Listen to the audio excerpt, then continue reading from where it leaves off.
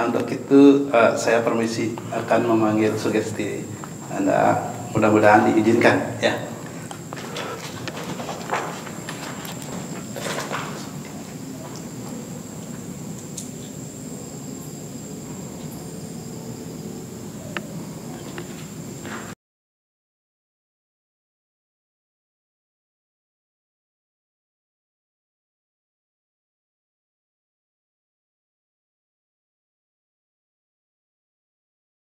Mahkota tapi tidak bersayap.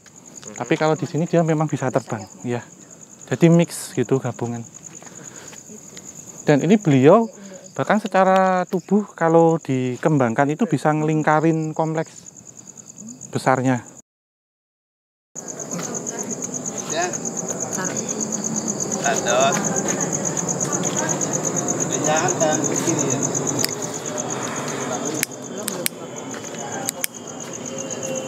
Ratunya minta kopi dia kalau pagi. Minta kopi kalau pagi. Baca pagi-pagi kan tak kasih kopi. Iya. Senang mas saya soalnya. Buaya. Buaya. Ada aji yang cowok. Mas. Jual di sini. Iya, yang cowok aji yang cewek. Oh gitu. Maksudnya senang ini. Mati ya gitu ya? Ya emang gitu, Mbak. Enggak, Ya. biasanya kan nyala dulu. Nyala ya. Mati nih majin. Iya, tadi udah nyala mati. Jadi iya. Si ratu itu. Sebenarnya beda Mas. Jadi ini sebenarnya seperti punggawa. Penggawanya. Punggawa prajuritnya itu disimbolkan, digambarkan seperti ini. Ada payung-payungnya. Kalau beliau ratunya itu di tengah Pak. Jadi ada kerajaan di situ. Ya. Kerajaan buaya putih. Bukan siluman, sorry. Maksudnya buaya. Dalam artian memang buaya di sini yang dibawahi beliau itu buaya dalam alam nyata dan buaya dalam alam gaib. Dan memang ada satu yang menurut saya ini sebagai lelaku kalau ada ilmu hitam yang kesini.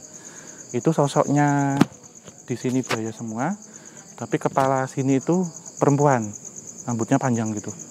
Kalau kayak di film-film dulu yang Ratu Buaya Putih jadi Nyai Angker itu loh modelnya. Kepalanya orang cantik gitu. Jadi sebenarnya begini, kalau saya cerita sedikit tentang leak ya Pak ya, berkaitan dengan ini juga. Ilmu ini sebenarnya aslinya datang dari tanah Jawa. Tetapi kitabnya dibawa ke tanah Bali Pak. Dan orang yang bisa melakukan atau bisa lalaku mengamalkan ilmu ini itu harus melewati syarat-syarat yang luar biasa. Sulitnya. Salah satunya harus mandi di Telaga Buaya. Jadi memang bertapa laki-laki perempuan dan harus telanjang bulat gitu. Jadi bertapa itu harus ilmu leak ini sebenarnya di awal itu tujuannya positif. Jadi untuk melindungi diri, untuk menjaga. Tetapi ada beberapa oknum yang merasa bisa melewati ujian itu, lantas ilmu ini kemudian untuk menyerang. Yang kemudian menjadi ilmu hitam. Dan netralisirnya pun harus ke seperti pusaran, telaga, sungai atau laut yang airnya itu mengalir dengan deras. Jadi harus pembuangan. Tetapi kalau orang yang memang sudah mempraktekkan ilmu leak negatif dan sudah hitam sekali, itu akan hanyut setubuh-tubuhnya. Jadi sosok buaya yang saya maksud tadi yang kepalanya perempuan itu dulu yang salah satu yang mempraktekkan itu gitu. Dan memang ada sosok yang kukunya panjang apa gitu Pak, menari-nari karena ini sebenarnya pendamping. Jadi seperti dibilang astral pendampingnya waktu itu. Jadi leak itu positif Mas, bukan ilmu hitam sebenarnya. Ada yang menyalahgunakan dan sejatinya ilmu ini kan dari tanah Jawa yang dibawa ke sini, kitabnya katanya yang dipelajari di sini dan beberapa orang bisa mengamalkan positif, ada yang mengamalkan negatif gitu. Itu sih. Dan ini menjadi salah satu tim penguji di situ. Karena ini dulu kan masih rawa semua. Rawa semua. Semuanya rawa. Dan beliau sebelum ini ada, bahkan peradaban ini ada, sudah menghuni areal sini gitu sampai sekarang. Jadi mendominasi. Dan perahu-perahu yang saya lihat juga berbentuk seperti buaya-buaya besar kayak di film-film itu yang dulu aligator apa itu loh Mas, yang gede banget tuh loh, yang sampai 10 meter yang gede banget Pak Men, dan bentuk seperti buaya-buaya memang ya jalan gitu di sini. Jadi kayak perahu-perahu buaya gitu mas, yang melintas. Dan ada satu yang dicari orang ini sebenarnya di sini, yaitu mustika buaya. Dan itu sampai hari ini tidak bisa diambil dan bentuknya seperti telur buaya gitu. Siapa yang bisa memegang ini bisa mengendalikan, boleh dibilang kayak hewan melata dimanapun. Jadi kayak di film-film memang ini legenda yang benar, saya lihat cerita yang benar bahwa mustika itu saat dimantrani dan dipanggil, maka bahkan tidak hanya buaya, ular pun akan datang memberikan hormat, baik yang ular nyata maupun yang tidak nyata, buaya yang gaib atau buaya yang real nyata. Di mahkotanya jadi di tengah gini ada mahkota buaya, kemudian diapit seperti dua itu yang saya tangkap selendang gitu. Itu sih. Kalau saya cerita ini memang ngos-ngosan karena energi yang saya ambil memang kencang Pak. Ya, kencang. Karena di sininya tuh benar-benar menyala klip Ya, gitu. karena Kayak durasi di sini sebenarnya mewakili apa yang ada di sana. ada di sana. Karena kita sering terjadi istilahnya komunikasi, jadi selalu memberikan pesan-pesan karena orang-orang yang datang ke sini pun lakukan meditasi macam itu. Iya. Kadang hanya untuk mencari populer aja. Mohon maaf, Iya Pak. kita nggak boleh menjatuhkan karena persepsi kita beda-beda. Silahkan sepanjang beliau juga tidak mencubit kita. Ya, karena dia tetap sopan, kita santun. Santun benar Pak. Oke, kita lanjut. Iya Pak, ke sana Pak. Kita ke tempat ratu buayanya. Iya. Jadi dulu ada anak-anak yang pernah main-main, mungkin nakal foto-foto gitu. Akhirnya sampai di rumahnya sakit terbawa. Kita mohonkan obat di sini, langsung udah stadium panasnya itu 47,6. Kalau orang normal itu udah caket kan, giginya udah nggak bisa dibuka. Tapi ini biasa orang macam itu. Tapi di rumah sakit itu dokter nggak bisa mendiagnosa. Jadi temperaturnya panas, tapi dia menggigil pasiennya. Gimana dia mendiagnosa? Suatu saat dia mengigo dan disuruh nemui saya di depan. Kebetulan saya sempat juga ngobrol-ngobrol kayak gini. Saya ada di depan, dicari saya sama keluarganya malam-malam. Apa benar ini Haji? Itu iya, saya kebetulan di sana. Terus komunikasi, saya punya anak di rumah sakit seperti ini gitu. Disuruh nemui saya. Saya ajak ke sini sembahyang, saya mohonkan sama beliau. Akhirnya saya ambil di sana ada daun kayu manis sama daun kelor, cuma itu ada, yaitu saya buat mohonkan sama beliau. Astun kare, alhamdulillah besoknya sembuh. Dan seminggu kemudian dia datang ke sini sembahyang bersama-sama. Bawa ayam betutu ngasih persembahan buat beliau. Ya, begitu baiknya beliau sebenarnya. Gitu. Cuma ya sekarang mungkin sedikit ada pesan dan pesan atau kita memohon bersama. Kita aktivitas yang sifatnya positif, semoga beliau juga selalu mengasih biar kita cepat jalannya lurus dan tetap maju di udara bersama. Iya. Berarti ini untuk kita semua Pak, Nusantara bersatu ya. Kita dari kepercayaan apapun, suku apapun, simpel yang disampaikan beliau bahwasanya tetap teruskan tradisi bangsa ini. Jangan sampai istilahnya menjadi jati diri bangsamu gitu. Dan beliau yang sepuh-sepuh di sini itu sangat menghargai orang yang memiliki sopan santun, etika adat Nusantara kita sampai hari ini gitu. Jadi itu sebenarnya teguran Pak. Ya. Kalau yang saya tangkap itu bukan kemudian ingin menyelakai, tetapi memberikan gambaran kepada kita bahwasanya dimanapun kita harus menjaga etika. Dimanapun itu. Jadi kalau kita sopan pun mereka akan segan gitu. Dan saya juga mendapatkan informasi tadi yang kita kunjungi di Bekasbar itu Pak, ada baiknya kalau kita atas dasar rasa kerendahan hati kita bersama, untuk kita tidak di sana. Oh, ya. Karena begini, ini kasihan anak-anak katanya. Oh. Karena mereka takut dengan cahaya. Oh iya. Jadi kita sesama makhluk ciptaan Tuhan harus menghargai. Kita tadi siang udah boleh nggak apa-apa gitu. Ya. Pantasan saya dari dulu pernah mau ngasih ke sana, kok baru malam ini saya tertarik dan dikasih izin untuk ke sana itu. Ya, seperti itu. Ya syukurlah kalau di sini pesannya seperti itu, positif semua. Mudah-mudahan kita selalu. Dan pernah juga ada seorang indigo, ini orang kalau nggak salah dia orang luar juga, Malaysia atau mana. Sempat dia mendeteksi kedua tempat ini, 1 dan 2 ini kan pasangan. Ada banyak keris juga di sini. Tapi kita itu disuruh menunggu waktunya. Suatu saat pasti kelihatan. Iya, karena ini berkaitan juga dengan pusaka bangsa, Pak. Oh gitu. Ya, jadi memang ada sepasang ya dalam saya lihat.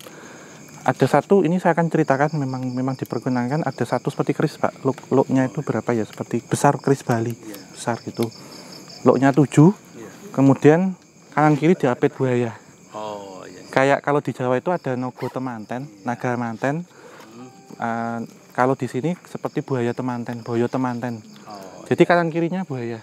Dan lok 7 ini sebenarnya bermakna bahwa kalau di Jawa kan pitu 7 ya Pak, pitulungan ya, atau penolong. Ya. Gitu. Jadi konsep makrokosmos dan mikrokosmos. Kalau di sini memang sosoknya itu seperti pangeran buaya kalau saya lihat. Betul. Kalau di sana ratu buaya gitu. Jadi pendamping, ada pendamping 2. Terus beliau juga memiliki kereta kencana juga yang kadang dipergunakan untuk, misal kalau di tanah Bali ini ke utara ke Gunung Agung, Pak.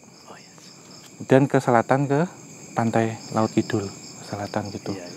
Dan termasuk kalau ada undangan-undangan kemanapun juga beliau akan datang mewakili tanah Bali gitu. Karena memang jauh sebelum tempat ini ada dulunya, beliau sudah diamanakan untuk menjaga kerajaan yang ada di sini gitu. Jadi sebelum ini berada, sehingga saat tempat ini dibangun seperti ini itu juga mengganggu secara tanda kutip ekosistem, keselarasan alam semesta. Makanya tidak akan pernah bisa sukses ya. Iya Pak. Karena waktu pembangunan juga saya lihat pemberkatannya kurang, kemudian doanya kurang, dan orang yang sudah berpikir maju tidak melihat beberapa perpaduan antara modern dengan tradisi, melupakan itu. Jadi jangan lupakan tradisimu. Beliau menyampaikan demikian. Ya, terima kasih. Kalau ini kan cowok, yang kalau ini yang cewek. Itu udah diterangkan. Kalau yang di sini saya sembayangin dua-duanya. Dulu pagi-pagi saya lewat, ngomong saya duluan. Kayak di kantong ya. Ngapain nih pagi-pagi di kantong ya? Saya sendiri saya masuk mau nyapu tuh. Loh, kok berat nih deh. Ya, sebenarnya ini ada putra-putranya itu juga ada Pak, kembar. Oh gitu. Nah, bukan ini apa, buaya kembar gitu. Kecil-kecil, masih anak-anak pangeran, laki-laki dan perempuan sepasang juga. Maka simbolis juga di dalam pura juga ada pohon besar 2, pule kembar namanya. Iya. Jadi sosok-sosok. Jadi selalu kembar. Beringin juga kembar. Jadi buayanya juga kembar. Anak-anaknya kecil-kecil gini, Pak. Itu berarti betul, ini ratu dan pangeran. Pangeran. Jadi sebenarnya maaf ya kalau dideskripsikan itu bukan raja dan ratu, tapi ratu dan pangeran karena penguasa tertinggi ratu, Pak. Oh, sudah di peringkat jenderalnya. Ya, modelnya begitu. Oke. Ya. Untuk di sini kita. Ya, ini mungkin ada yang ini sih Pak, yang kayak sosok Nyai Blorong itu di sebelah sana ya.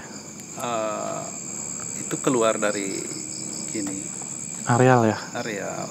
Karena kembali lagi, kalau ada suatu benda yang nilai sakralnya sangat tinggi atau mahal nilainya, pasti yang menjaga juga lebih tinggi. Seram lagi. Iya. Jadi beliau memang sudah memberikan perintah seperti itu. Jadi untuk menjaga mustika itulah, di sini kan harta karunnya beliau luar biasa banyak, nggak terhitung.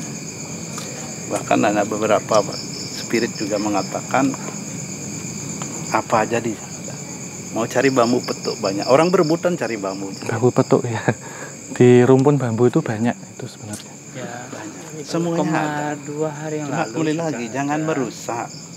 Dan tolong dah kalau udah dapat juga sekedar sembahyang atau ngaturin apa di sana. Iya. Sebagai ucapan terima kasih. Saya selalu mengimbau kepada kawan-kawan. Tapi ada yang mengindahkan, ada yang enggak, itu terserah kembali ke beliau. Iya Pak. Karena kita juga tidak 2 minggu bisa. yang lalu ada juga orang Jawa, dia minta nomor. Terus minta nomor di Nomor sini. telepon kali Pak. Ya. Minta nomor di sini. Terus saya dicari ke kamar, mimpin. Apa nih gini. Kenapa? Minta nomor katanya. Jangan nih kasih pukul aja kasih tak gituin ya. Ya, oke. Oke, kita lanjut Pak. Mari ke sebelah sana. Sini aja Mas. Iya. Ke Turbo ya. Mau kemana? Ke teater 3D ya. Turbo Theater. Iya. Lewat dari bawah biar kelihatan naganya. Awas, ini awas. Iya. Ini. Neneknya. Iya. Sosok ini ya, Black Giant-nya itu saya ketemu 2 kali. Jadi di Alas Roban di mana, di Batang, Jawa Tengah. Waktu itu di sana ada sosok genderuwo tapi bulunya putih. Di sini ada tinggi gede, jadi kayak yeti putih gitu. Cuman kalau yang hitam itu kan baunya bau sampah ya, dalam artian kayak singkong bakar. Kalau ini kayak ubi cilembu itu, yang ubi manis gitu Mas. Terus badannya itu agak putih-putih kuning gitu. Tapi sosoknya Black Giant juga gede. White Giant sih mungkin saya nyebutnya. Ini baunya agak berbeda. Yang ini. Banyak semut tuh. Sama-sama. Kalau nggak salah itu panglimanya di sini. Panglimanya ya. Tapi bawa tombak Pak. Ya. Jadi Lebih ya Pak ya. Iya. Belum ini. Naga kalau yang di sini, ya, yang di atas. Ini sosok naga ya, melingkar di atas ini sih. melingkar ya. Iya, ini bentuknya. Ini secara gambar fisiknya. Kalau gambar secara astralnya tidak jauh beda, cuman ukurannya 5 kali lipat besarnya. Iya, ada bersayap. Jadi apa tuh, putih? hijau sisiknya, hijau emas. Dan ada perbedaan antara naga di Jawa dengan naga di Bali.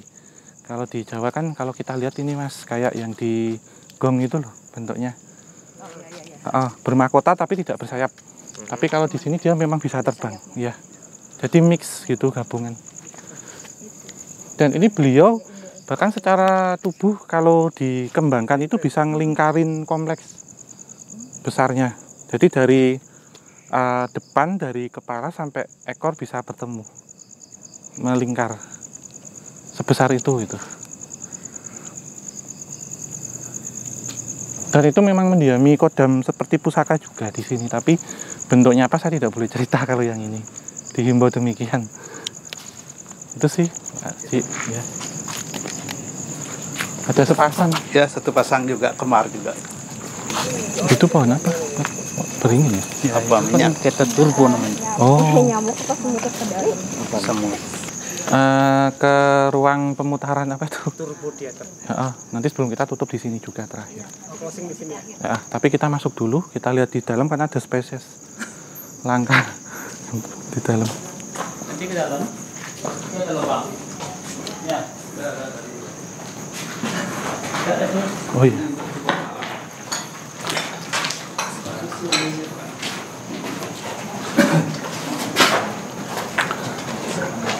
Om Swastiastu. Om Swastiastu. Om Swastiastu. Iya Pak.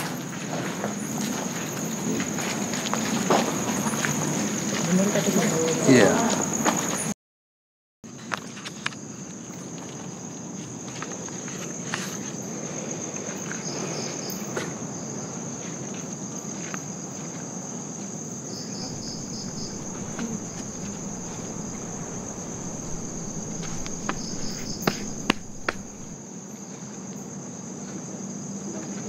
Minggir kata, agak sana ya. Nggak mau dikasih cahaya terlalu terang. Ya. Selamat malam Mbak Mona.